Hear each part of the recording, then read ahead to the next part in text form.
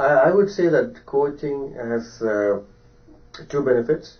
One is personally, and one is to your role in the institution.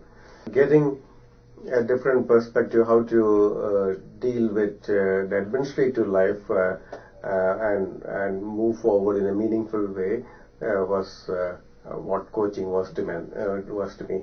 When I first heard about this coaching thing, I thought it was like a technique to go and coach your people that you look after and people that you supervise, and it was kind of fuzzy and feel good and felt like the Muppets. And so my secretary kept bothering me about it, and I finally said, fine, just book it. I don't really care. I just don't want to hear about it anymore. So when I first approached it, I didn't really take it very seriously, to be honest. But then once I had a few sessions, I was actually kind of surprised, because it's not about coaching other people, it's actually about coaching me, which was very helpful, because when you first start your practice, things are very complicated and they're very difficult, and you have a lot of balls to juggle. And what the program meant to me was that I actually had a way to learn how to juggle all the balls and make sense of things. And when you've been doing residency and then fellowship for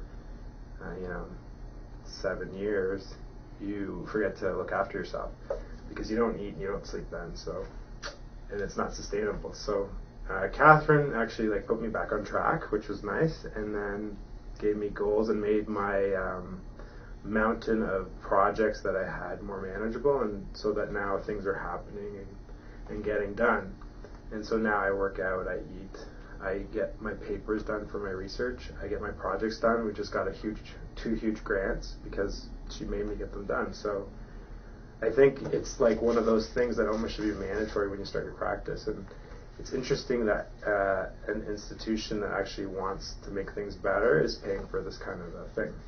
And the funny thing is that I phoned my brother, who's like a vice president in RBC, and I said, do you know about this coaching thing? And he's like, yeah, for sure. Been doing it for 2 years. Everybody's doing this coaching thing. And he was surprised that no, we don't do it. The fact that the institution is taking interest in young people who are just starting out is amazing, and I think it's a special opportunity, and that one, I didn't take it seriously at first, but I think in the end, if you take it seriously, then you can get a lot out of it. And it's, if it's early in your career, it's career changing. My name is John Fenton. I'm a vascular surgeon here at HSN in Sudbury. I'm also chief of surgical subspecialties, and as such, I sit on our MAC here at the hospital. As a result of that, we were asked to take part in coaching sessions, an EQI, and a one-day work session. At first, I must say I was extremely skeptical about the whole process, but within, I'd say, 5 minutes of my first coaching session, which was over the phone, Catherine Craig was just excellent. She's a lot of fun to work with, and put you right at ease right off the bat. And the whole process I thought was very enjoyable, but more importantly, I found it extremely insightful. It does provide you with a lot of tips on how to deal with people. It's not psychoanalysis, it's just coaching to get you to work better in groups.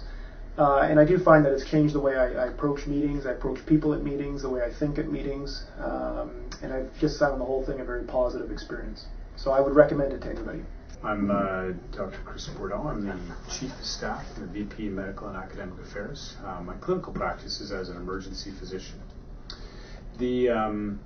What we wanted to accomplish with this program were 5 broad things. Number one, we wanted to provide training for our physicians so that they can more effectively work in this environment, and provide this leadership training so that I can surround myself with a group of effective leaders.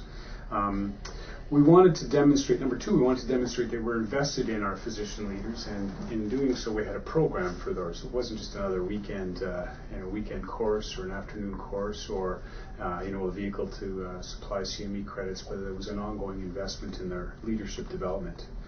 I wanted them to feel excited and engaged about something, and this was the vehicle that I thought would provide that excitement and engagement, something they could use and share. As we all know, when things break down, it usually breaks down at the communication level. So number 4, and extremely importantly, is I wanted to help enhance their communication skills. Highly dedicated, educated group of providers, and this was a key component in enhancing their communication skills. Not for us just to diagnose and prescribe amongst each other, but in order to more effectively communicate with each other and with other leaders in the hospital system and outside the hospital system. And I also wanted to create excitement amongst new physicians and others joining the organization, and get them wondering about, what are those physician leaders doing, and when can I join, and when can I participate? For me personally, it's done some significant things. It has allowed me to focus my energy and work more effectively. That might sound a little bit corny, but when you take a step back and you are provided this coaching, it really allows you to reflect and reorganize. The other thing is, physicians are notoriously passionate, and they're passionate advocates for their patients, and this has really allowed me in particular, and I'm sure others that have shared with me, the ability to control my emotions effectively and more effectively convey messages, which in turn will very effectively convey that very passionate message about a patient advocacy or problem advocacy, and in turn, morph that into system advocacy. It's challenged me to delegate more effectively, so using the principles of trusting others, giving them choices, and allowing them to control.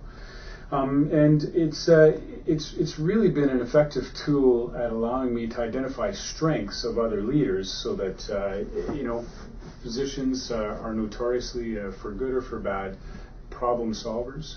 But sometimes it's good to delegate or identify the strengths in others that will assist you, or use the collaborative strength of others to identify and solve problems, not feel as if the weight of the world is on you to solve them all at once at every single meeting.